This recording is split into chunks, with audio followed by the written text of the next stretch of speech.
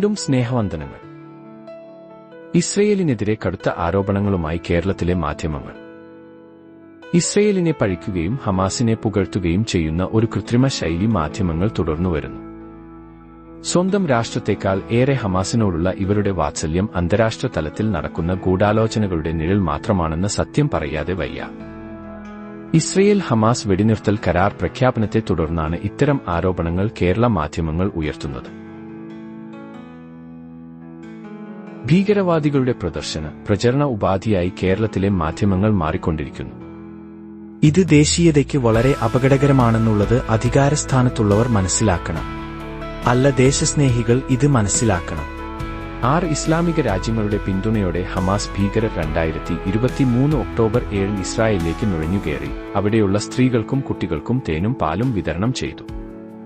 ഈ മാധ്യമങ്ങൾ അങ്ങനെയാണോ ചിന്തിക്കുന്നത്? യഹോവയുടെ അഭിഷിക്തനെ തൊടുന്നവർ യഹോവയുടെ കണ്ണിലെ കൃഷ്ണമണിയെ തൊടുന്നു. സെഖര്യാവ് അധ്യായം 2, 8, 9, 10 ഇങ്ങനെ എഴുതിയിരിക്കുന്നു: സൈന്യങ്ങളുടെ യഹോവ ഇപ്രകാരം അരുളിച്ചെയ്യുന്നു, നിങ്ങളോട് കവർച്ച ചെയ്ത ജാതികളുടെ അടുക്കൽ അവൻ എന്നെ മഹത്വത്തിനായി അയച്ചിരിക്കുന്നു. നിങ്ങളെ തൊടുന്നവൻ അവന്റെ കൺമണിയെ തൊടുന്നു. ഞാൻ അവരുടെ നേരെ കൈകുലുക്കും. അവർ തങ്ങളുടെ ദാസന്മാർക്ക് കവർച്ചയായിത്തീരും.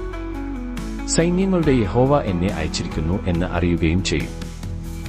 സിയോൻ പുത്രിയെ, ഘോഷിച്ച് ഉല്ലസിക്ക, സന്തോഷിക്ക, ഇതാ ഞാൻ വരുന്നു. ഞാൻ നിന്റെ മധ്യേ വസിക്കും എന്ന് യഹോവയുടെ അരുളപ്പാട്. യഹോവ മനസ്സ് വയ്ക്കാതെ മനുഷ്യൻ തീരുമാനിച്ചാൽ ഈ യുദ്ധം അവസാനിക്കുമോ? വീണ്ടും സ്നേഹവന്ദനങ്ങൾ.